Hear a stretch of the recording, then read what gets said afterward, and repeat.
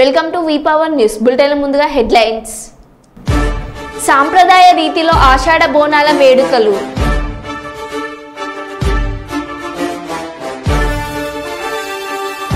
బెంగళూరులో నడి రోడ్డుపై రెచ్చిపోయిన పోకిరీలు.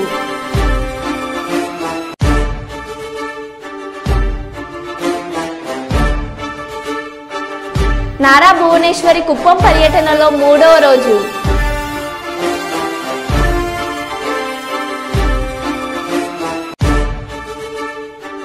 మదనపల్లి సబ్ కలెక్టర్ కార్యాలయానికి వందలాది భూమి బాధితులు.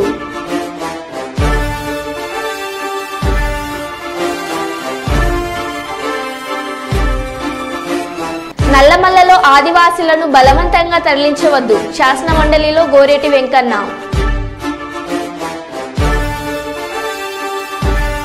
కరీంనగర్ నగర శివార్లోని లోయర్ మానేర్ డ్యాంను సందర్శించిన బీఆర్ఎస్ నాయకుల బృందం. రంగారెడ్డి జిల్లా చేవెళ్లలో ఆలస్యంగా వెలుగులోకి వచ్చిన ట్రాఫిక్ పోలీసుల అత్యుత్సాహం.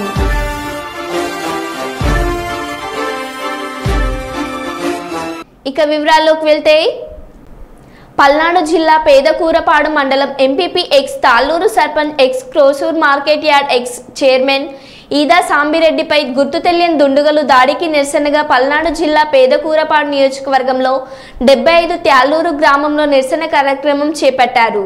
విషయం తెలుసుకుని గ్రామస్తులు చేస్తున్న నిరసన కార్యక్రమాన్ని అడ్డుకున్న పోలీసులు మా నాయకుడి మీద దాడి చేసిన వారిని పట్టుకోకుండా శాంతియుతంగా నిరసన తెలియజేస్తున్న మమ్మల్ని అడ్డుకోవడం ఏంటని ప్రశ్నించిన గ్రామస్తులు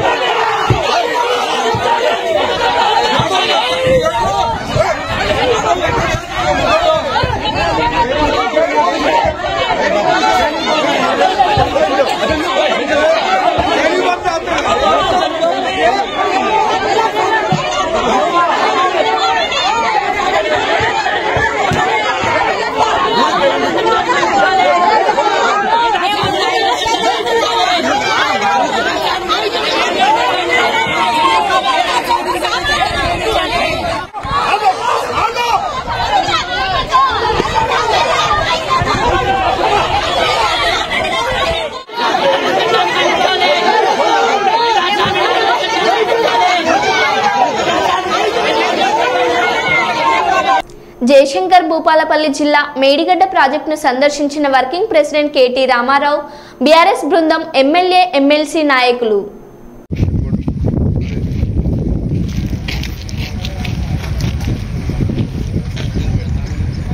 కేసీఆర్ గారి ఆదేశం మేరకు ఎగువ గోదావరి నుంచి దిగువ గోదావరి దాకా మొత్తం పర్యటించాం.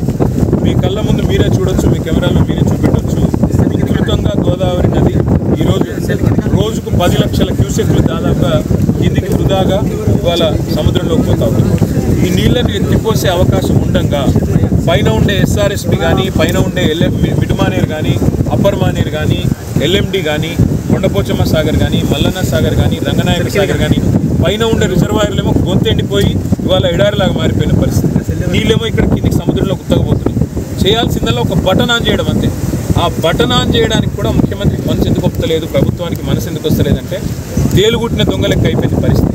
కాళేశ్వరం కొట్టుకపోయింది, గంగపాలైపోయింది అని అడ్డమైన నోర్లు ఏవైతే వాగినాయో వాళ్ళ నోర్లు మూతలు పడే విధంగా ఇవాళ టీవీగా ఇక్కడ కాళేశ్వరం ప్రాజెక్టు మొత్తం నిలదొక్కుని నిలబడి నిఠారుగా నిలబడి ఉన్నది. దీన్ని చూసి కళ్ళు కుట్టి ఏం చెప్పాలో తెలియక ఇవాళ నీళ్లు పంపు చేద్దామంటేనేమో కేసీఆర్ పేరు వస్తుంది, ఏం చేయాలో తెలియదు. నీళ్లు పంపు చేయకపోతేనేమో రైతులు తన్నటట్టున్నారు, ఏం చేయాలో తెలియదు. అందుకే ప్రభుత్వం కక్కలేక మింగలేక తేలుగుట్టిన దొంగలాగా ఈరోజు వ్యవహారం చేస్తూ ఉంది.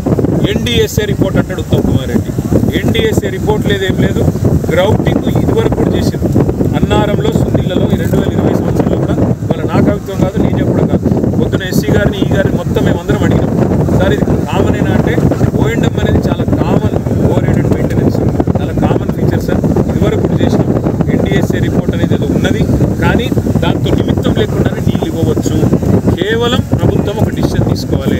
నేను ఇంజనీర్లకు సెల్యూట్ చేస్తా ఉన్నాను. వాళ్ళు అద్భుతమైన ప్రాజెక్ట్ కట్టినారు. చిన్న లోపాలు జరిగి ఉండవచ్చు, దాన్ని కూడా రిపేర్ చేసి నడుపుతూ ఉన్నారు. కానీ నీళ్లు పోతుంటే ఇవాళ కళ్ళుండి చూడలేని కబోదులాగా ఈ రకంగా ఇన్ని నీళ్లను వృధాగా ఇవాళ సముద్రంలోకి పోనిస్తున్న ప్రభుత్వం ఏదైతుందో వారిది క్రిమినల్ నెగ్లిజెన్స్ అన్నదక తప్పదు. ఉద్దేశపూర్వక నేరపూరిత మనస్తత్వంతో కూడిన ఒక నిర్లక్ష్యం ఇది. ప్రజలను రైతులను వాళ్ళ పుట్టగొట్టే నిర్లక్ష్యం ఇది మంచిది కాదు.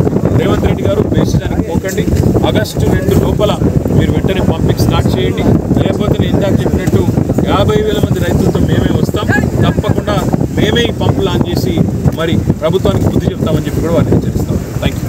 శాసనసభ్యులు, శాసన మండలి సభ్యుల బృందం అంతా కూడా మా పార్టీ అధ్యక్షులు పెద్దలు కేసీఆర్ గారి ఆదేశం మేరకు ఎగువ గోదావరి నుంచి దిగువ గోదావరి దాకా మొత్తం పర్యటించాం. మీ కళ్ళ ముందు మీరే చూడొచ్చు, మీ కెమెరాలో మీరే చూపెట్టొచ్చు. ఉధృతంగా గోదావరి నది ఈ రోజు రోజుకు 10 లక్షల క్యూసెక్లు దాదాపుగా కిందికి వృధాగా ఇవాళ సముద్రంలోకి పోతా ఉంది. ఈ నీళ్లను ఎత్తిపోసే అవకాశం ఉండగా పైన ఉండే ఎస్ఆర్ఎస్పీ గానీ, పైన ఉండే మిడ్ మానేర్ గానీ, అప్పర్ మానేర్ గానీ, ఎల్ఎండి గానీ, కొండపోచమ్మ సాగర్ గానీ, మల్లన్న సాగర్ గానీ, రంగనాయక సాగర్ గానీ పైన ఉండే రిజర్వాయర్లేమో గొంతెండిపోయి ఇవాళ ఎడారిలాగా మారిపోయిన పరిస్థితి. నీళ్ళేమో ఇక్కడ కిందికి సముద్రంలో గుత్తగబోతున్నాయి. చేయాల్సిందల్లా ఒక బటన్ ఆన్ చేయడం అంతే. ఆ బటన్ ఆన్ చేయడానికి కూడా ముఖ్యమంత్రికి మనసు ఎందుకు వస్తలేదు, ప్రభుత్వానికి మనసు ఎందుకు వస్తలేదంటే తేలుగుట్టిన దొంగలెక్క అయిపోయింది పరిస్థితి.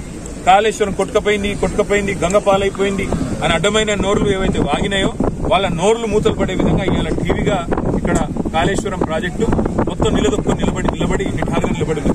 దీన్ని చూసి కళ్ళు పుట్టి ఏం చెప్పాలో తెలియక ఇవాళ నీళ్లు పంపు చేద్దామంటేనేమో కేసీఆర్ పేరు వస్తుంది, ఏం చేయాలో తెలియదు. నీళ్లు పంపు చేయకపోతేనేమో రైతులు తన్నేటట్టున్నారు, ఏం చేయాలో తెలియదు. అందుకే ప్రభుత్వం కక్కలేక మింగలేక తేలుగుట్టిన దొంగలాగా ఈరోజు వ్యవహారం చేస్తా ఉంది. ఎన్డీఎస్ఏ రిపోర్ట్ అంటాడు తంపుమారెడ్డి. ఎన్డీఎస్ఏ రిపోర్ట్ లేదు, ఏం లేదు. గ్రౌటింగ్ ఇదివరకు కూడా చేసింది. అన్నారంలో, సుందిళ్లలో 2020 సంవత్సరంలో కూడా మన నా ప్రభుత్వం కాదు, నేను చెప్పడం కాదు, పొద్దున ఎస్సీ గారిని, ఈ గారిని మొత్తం మేమందరం అడిగినాం. సార్ ఇది కామనేనా అంటే ఓఎండ్ఎం అనేది చాలా common, over head and maintenance చాలా కామన్ ఫీచర్ సార్, ఇదివరకు కూడా చేసినాం. ఎన్డీఎస్ఏ రిపోర్ట్ అనేది ఏదో ఉన్నది, కానీ దాంతో నిమిత్తం లేకుండానే నీళ్లు ఇవ్వవచ్చు. కేవలం ప్రభుత్వం ఒక డిసిషన్ తీసుకోవాలి. నేను ఇంజనీర్లకు సల్యూట్ చేస్తా ఉన్నా. వాళ్ళు అద్భుతమైన ప్రాజెక్ట్ కట్టినారు. చిన్న లోపాలు జరిగి ఉండవచ్చు, కానీ కూడా రిపేర్ చేసి నడుపుతా ఉన్నారు. కానీ నీళ్లు పోతుంటే ఇవాళ కళ్ళుండి చూడలేని కబోదుల్లాగా ఈ రకంగా ఇన్ని నీళ్లను వృధాగా ఇవాళ సముద్రంలో పోనిస్తున్న ప్రభుత్వం ఏదైతుందో వారిది క్రిమినల్ నెగ్లిజెన్స్ అని అనక తప్పదు. ఉద్దేశపూర్వక నేరపూరిత మనస్తత్వంతో కూడిన ఒక నిర్లక్ష్యం ఇది. ప్రజలను, రైతులను వాళ్ళ పుట్టగొట్టే నిర్లక్ష్యం ఇది మంచిది కాదు. రేవంత్ రెడ్డి గారు బేసిదానికి పోకండి. ఆగస్టు 2 లోపల మీరు వెంటనే పంపింగ్ స్టార్ట్ చేయండి. లేకపోతే నేను ఇందాక చెప్పినట్టు 50,000 మంది రైతులతో మేమే వస్తాం. తప్పకుండా మేమే ఈ పంపు లాంచ్ చేసి మరి ప్రభుత్వానికి బుద్ధి చెప్తామని చెప్పి కూడా వారిని హెచ్చరిస్తాం. Thank you. నల్లమల్లాలో ఆదివాసీలను బలవంతంగా తరలించవద్దు.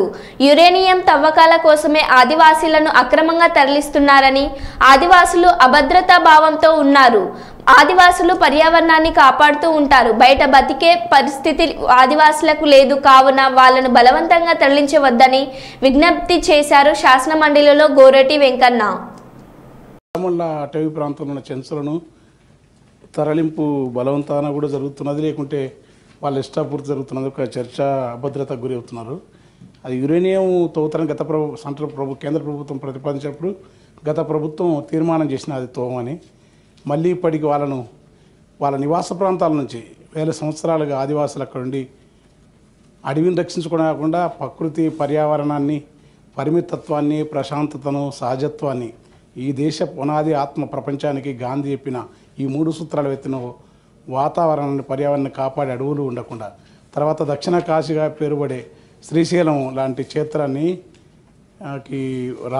రహదారైన ఆ ప్రాంతంలో యురేనియం తవ్వకాలకు మళ్ళీ ఏదో ప్రయత్నం చేస్తున్నాయని చెంచులు, అక్కడి ఉద్యమ సంస్థలు కొంత చర్చకు తీసుకొస్తూ ఉన్నాయి, అభద్రతకు గురవుతున్నారు. ఆ తరలింపు ఉంటే ప్రభుత్వం మీ ద్వారా అలాంటివి సరైనది కాదు. వాళ్ళని అక్కడ బలవంతాన ఎవరైనా వచ్చి ఆధునిక సమాజంలో ఉంటుంటే వాళ్ళని అవకాశాలు ఇవ్వటం మంచిదే, వాళ్ళు మారుతుంటే.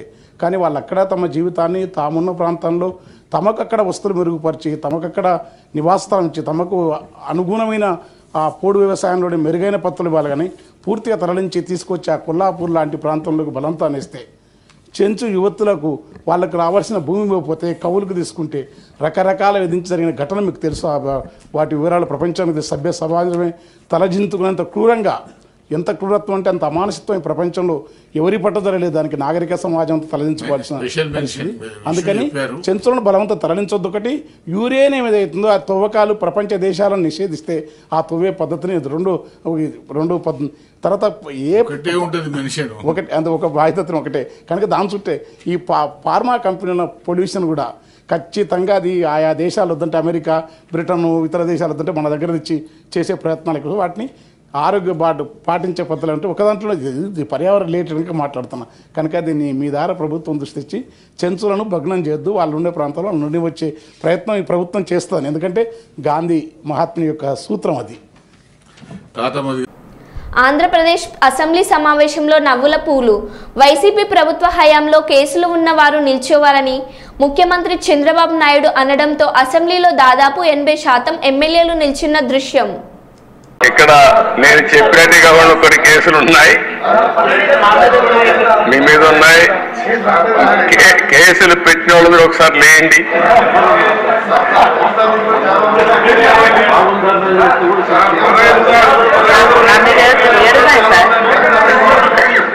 చూసారా దేశ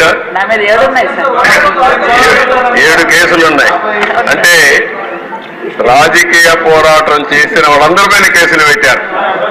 అంటే ఇంకెప్పటికీ బయట రాకూడదు అనుకున్నారు, కానీ నేరుగా ప్రజలు ఆలోచించి అసెంబ్లీ పంపించారు దేశ అందరినీ.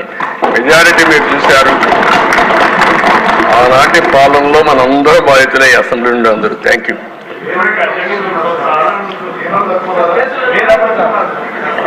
నెక్స్ట్ మీ ఇంట్లో నారాయణ గారు చెప్పినట్టు ఇది నేను చెప్పింది వాళ్ళ పేర్లే ఎక్కువ టైం అవుతుంది చెప్పలేకపోయాను, కానీ ఇంట్లో ఉంటే మన పెళ్ళిళ్ళు పిలిచేవాళ్ళం కుటుంబ సమేతంగా. ఇప్పుడు కుటుంబ పరివారం అందరిపైన కేసులు పెట్టారు. సపరివారం అందరి మీద ఒకరిద్దరు కాకుండా అందరిపైన కేసులు. అంటే ఏ విధంగా హెరాస్ చేశారు. ఈ రాష్ట్రంలో ఎవ్వరు వ్యాపారాలు చేయడానికి వీల్లేదు, ఎవరు బయట రావడానికి వీల్లేదు, ఎవరు మాట్లాడడానికి వీల్లేదు. ఒకవేళ మీరు ఆస్తులుంటే ఆస్తుల్లో కూడా వాటా ఇవ్వమంటే ఇవ్వాల్సిందే. ఇలాంటి భయంకరమైన పరిస్థితులు. నారాయణ గారు అయితే కూతుర్లు పెట్టారు, వాళ్ళ మిస్సెస్ పేరు పెట్టారు, అందరినీ వదిలిపెట్టలేదు. లేని వాళ్ళు చాలా మంది తక్కువ ఉన్నారు. ఇక్కడ 20 కేసులు ఉన్నాయి. అల్లుణ్ణి, కూతుర్ని, భార్యని అందరినీ సిబిసిఐడి తీసుకొచ్చి ఎక్కడికక్కడ ఎంక్వైరీ మీద ఎంక్వైరీ ఎన్ని చేయాలని చేసే పరిస్థితికి వచ్చారు. ఇప్పుడే ఒక చంద్రమోహన్ రెడ్డి గారు చెప్తున్నారు, కేసులు లేని వాళ్ళు పుణ్యాత్ములు, వాళ్ళకు బోనస్ అది ఎవరున్నారు పైకి లేవని ఒకసారి చూపించడానికి. కేసులు లేని వాళ్ళు అదృష్టవంతుల వాళ్ళు. చూసారా దేశ కేసులు లేని వాళ్ళు వీళ్ళు మాత్రం మెజారిటీ బాధితులు. Okay, thank you.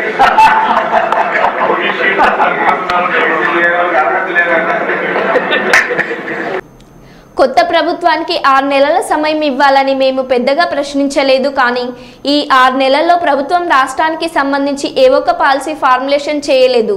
మహిళలకు ఇస్తానన్న రుణాలు ఎప్పటి నుండో ఉన్న పథకమే వీళ్ళు ఇప్పుడు ఇస్తున్నట్టు చెప్పుకుంటున్నారు. మేము వ్యవసాయ స్థిరీకరణ కోసం 2 పంటలకు రైతు బంధు ఇస్తే వీళ్ళ అవగాహన లేమి వల్ల దానిని ఎగ్గొట్టే ప్రయత్నం చేస్తున్నారు. ఇది పూర్తిగా రైతు శత్రుత్వ ప్రభుత్వం. ఇండస్ట్రియల్ పాలసీ ఏమీ లేదు, దాని గురించి స్టోరీ టెల్లింగ్ లా ఉంది తప్ప బడ్జెట్లా ఏది లేదు. వ్యవసాయ పాలసీ ఏమిటి, పారిశ్రామిక పాలసీ ఏమిటి, ఐటీ పాలసీ ఏమిటి, పేద వర్గాల మీద పాలసీ అనేది ఏమిటి అని ఏ ఒక్క అంశం లేదు. అసెంబ్లీ మీడియా పాయింట్ వద్ద కేసీఆర్. రైతు భరోసా పేరు పథకంలో అనేక అంశాలు పెట్టబోతున్నట్టుగా ప్రత్యక్షంగా చెప్పి రైతులకు ఆల్రెడీ మోసం చేశారు. బడ్జెట్లో వాళ్ళ నైజం కూడా స్పష్టంగా బయటపడింది. గత ప్రభుత్వం అన్ని రాష్ట్రంలోని అన్ని వర్గాల సంక్షేమాన్ని, వాళ్ళ ఆర్థికాభివృద్ధిని కాంక్షించి అనేక పథకాలు ప్రవేశపెట్టడం జరిగింది. ఒక్క పథకం మీద కూడా ఇప్పుడు స్పష్టత లేదు. ఫర్ ఎగ్జాంపుల్, యాదవుల కోసం ఉన్నటువంటి వాళ్ళ అభివృద్ధి కోసం పెట్టినటువంటి గొర్రెల పెంపకం పథకాన్ని టోటల్గా మూసివేసినట్టుగా మనకు అర్థమవుతా ఉంది. ఇప్పటికే యాదవ సోదరులు చెల్లించిన డిపాజిట్ కూడా తిరిగి వాపసు తీసుకున్న ఈ ప్రభుత్వం ఎక్కడ కూడా లేదు. అత్యంత అడుగు వర్గాలు అని డబ్బా కొట్టినట్టు కొడుతూనే వాళ్ళ గొంతు కోసింది ప్రభుత్వం. దళిత వర్గాల కోసం గళితంలో ప్రవేశపెట్టబడ్డ విప్లవాత్మకమైనటువంటి దళిత బంధు పథకాన్ని ప్రస్తావన కూడా లేదు. ఇది చాలా దురదృష్టకరం. దళిత సమాజం పట్ల వీళ్ళకు ఉన్నటువంటి నిర్లక్ష్యానికి, వాళ్ళ ఫ్యూడల్ విధానానికి ఇంతకన్నా గొప్ప నిదర్శనం ఇంకోటి అవసరం లేదు. అదేవిధంగా మత్స్యకారులకు ఆ భరోసా లేదు, ఎవరికి కూడా చెప్పుకోదగ్గ భరోసా లేదు. ఇందులో విశేషం హైలైట్ ఏంటంటే ఆర్థిక మంత్రి ప్రతి మాటను ఒత్తి ఆ డబ్బు వచ్చినప్పుడు అదేందో పెద్ద మహాప్రపంచ విజయంలాగా ఒత్తి చెప్పడం తప్ప కొత్తది ఏమీ లేదు. ఒత్తి పలుకులు పలకడం తప్ప కొత్తగా చెప్పింది ఏమీ లేదు. ఏ ఒక్క కొత్త సంక్షేమ పథకం కానీ ఏది కూడా లేదు. మహిళల పట్ల కూడా చాలా స్పష్టంగా చెప్పాల్సిన అవసరం ఉండే. కానీ వాళ్ళు మేము 1,00,000 కోట్లు ఇస్తాం, అన్ని రుణాలు, ఆ రుణాలు వీలేదో ఇస్తున్నట్టుగా అది ఆల్రెడీ ఉన్న స్కీమే, నథింగ్ న్యూ అబౌట్ ఇట్, ఏమి లేదు. వెరసి ఇష్యూ యాజ్ ఏ హోల్. దురదృష్టం ఏంటంటే, చాలా బ్యాడ్ లక్ ఏంటంటే, మేము కూడా ప్రభుత్వం ఏర్పడిన తర్వాత కనీసం ఒక 6 మాసాల సమయం వాళ్ళకి ఇవ్వాలని మేము అనుకున్నాం. నేను కూడా శాసనసభకు పెద్దగా రాలేదు. కానీ ఈరోజు బడ్జెట్ చూస్తే ఏ ఒక్క పాలసీ ఫార్ములేషన్ జరగలేదు.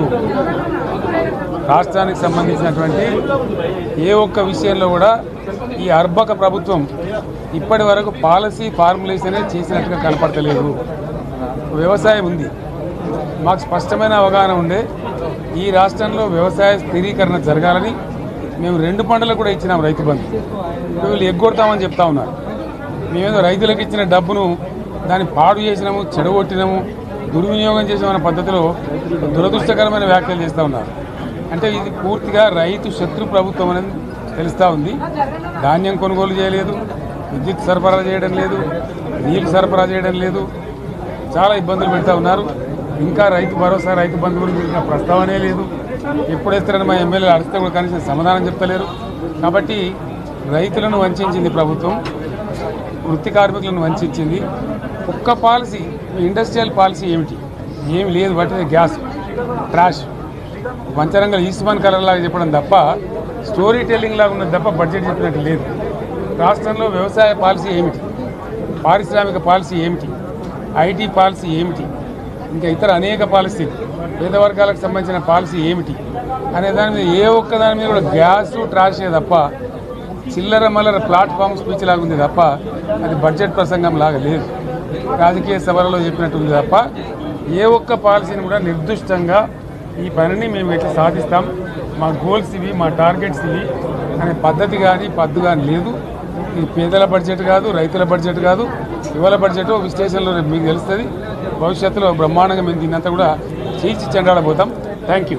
బెంగళూరులో నడి రోడ్డుపై రెచ్చిపోయిన పోకిరీలు. రోడ్డుపై వెళ్తున్న కార్లను తన్నుతూ బూతులు తిడుతూ రెచ్చిపోయిన యువకులు. స్కూటీలతో ప్రమాదకర స్టంట్స్ చేసిన పోకిరీలు.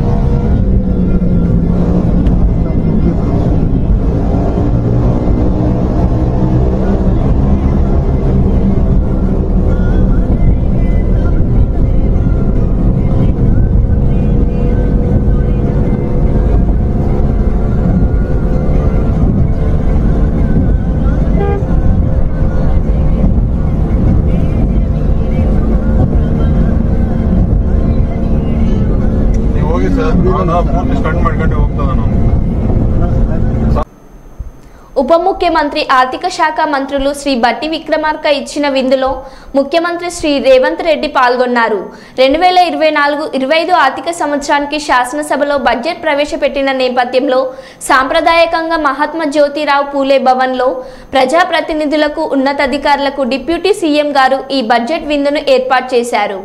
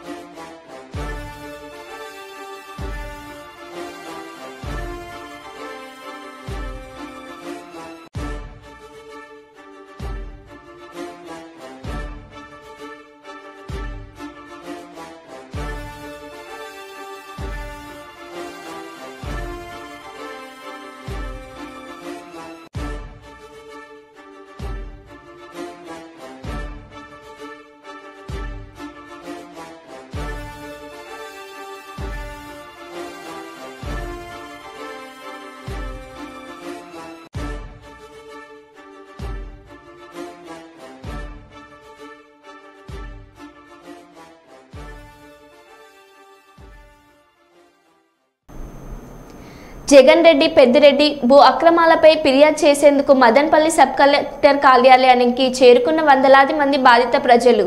వెలుగులోకి వస్తున్న జగన్ రెడ్డి పెద్దిరెడ్డి భూ అక్రమాలపై విసుగొలిపే వాస్తవాలు. మదన్పల్లి సబ్ కలెక్టర్ కార్యాలయంలో ఫైళ్ల దగ్ధంపై విచారణలో తెరపైకి కొత్త అంశాలు వస్తున్నాయి. పలు నియోజకవర్గాల్లో మాజీ మంత్రి పెద్దిరెడ్డి కుటుంబ భూదందాపై భయపడుతున్న వాస్తవాలు. నాటి వైసీపీ ప్రభుత్వం అండగా ఉండడంతో తమ భూములు కబ్జాలపై ఫిర్యాదులు చేసేందుకు వందల సంఖ్యలో తరలి వస్తున్న వివిధ ప్రాంతాల ప్రజలు. ఒక మదన్పల్లి రెవెన్యూ సబ్ డివిజన్లో ఈ స్థాయి బాధితులు ఉండడంపై విస్మయం వ్యక్తం చేస్తున్న ప్రభుత్వ వర్గాలు. పుంగునూరు, మదన్పల్లి, పీలేరు, తంబళ్లపల్లి నియోజకవర్గాల నుంచి తరలి వస్తున్న బాధిత ప్రజలు.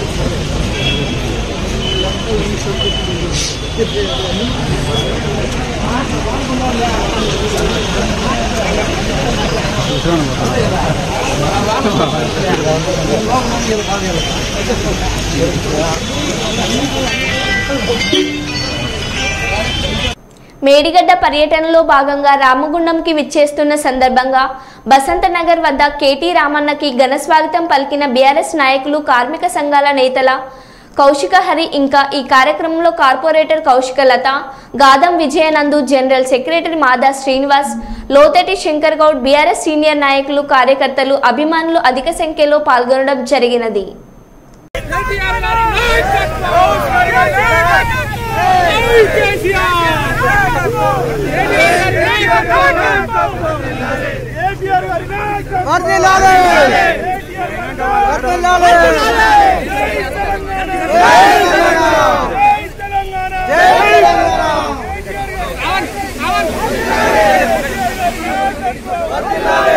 ఎల్బీ స్టేడియంలో సాట్ చైర్మన్ శివసేన రెడ్డి ఆధ్వర్యంలో భారీగా సంబరాలు.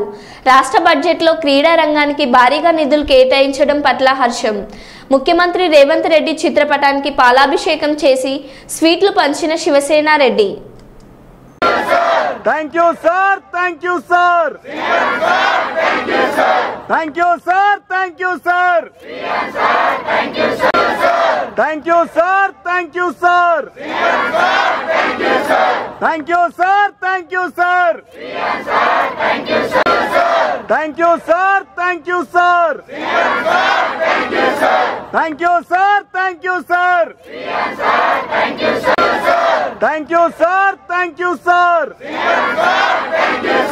Thank you, sir. Thank you, sir. Thank you, sir. Chevella మండల కేంద్రంలోని గవర్నమెంట్ కాలేజ్ దగ్గరలో శంకర్పల్లికి వెళ్లే రోడ్డులో ట్రాఫిక్ పోలీసులు డ్రంక్ అండ్ డ్రైవ్ నిర్వహించారు. డ్రంక్ అండ్ డ్రైవ్ లో పట్టుబడ్డ వాళ్లను చట్టపరమైన చర్యలు తీసుకోవాలని తప్ప దుర్భాషలాడుతూ ప్రజలపై ఇలాంటి చర్యలు తీసుకోవడం ఏంటని స్థానికులు చర్చాంశనీయాంశంగా మారి వారి యొక్క వీడియో సోషల్ మీడియాలో వైరల్గా మారింది. దీనిపై అధికారులు స్పందించి Chevella traffic CI Venkatesham, constable Srinu, home guard కేశవులపైన అధికారులు చర్యలు తీసుకోవాలని స్థానికులు కోరుకుంటున్నారు.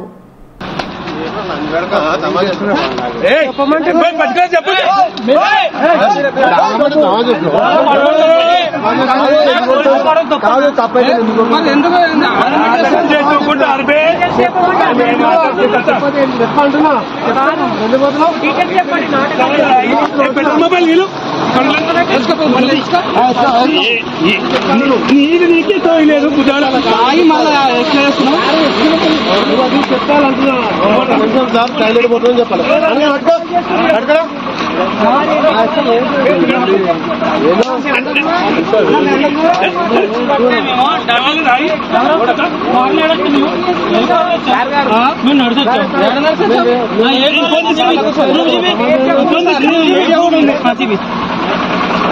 తాగి కూడా సరిలేదు ఉద్యోగాలు కొడుక అందరూ తాగినారు కొడుకు అందరికీ ఎలా తప్పే మళ్ళీ ఎత్తుకోపోతాం సార్ తీసుకోపోతావు ఏం మాట్లాడతావు ఏమంటున్నారా నువ్వు తప్పు